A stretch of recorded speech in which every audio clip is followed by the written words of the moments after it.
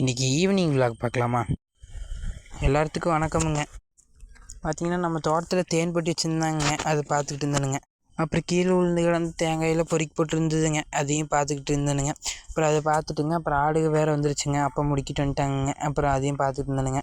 அப்புறம் ஆடுக அது பாட்டுக்கு வந்து மேய ஆரம்பிச்சிருச்சுங்க. மேய்ஞ்சிக்கிட்டே இருந்ததுங்க. ஒரு ஆடு மட்டும் தனியாக மேய்ஞ்சிக்கிட்டு இருந்ததுங்க, அதையும் பார்த்துக்கிட்டு இருந்தேனுங்க. அப்புறம் எல்லாம் தேங்காயில் உழுக ஆரம்பிச்சிருச்சுங்க. அதுக்கப்புறம் பார்த்திங்கன்னா தென்னை மட்டும் ஒன்று வாய்க்காலுக்குள்ள விழுந்து கிடந்ததுங்க, அதை எடுத்து போட்டுங்க.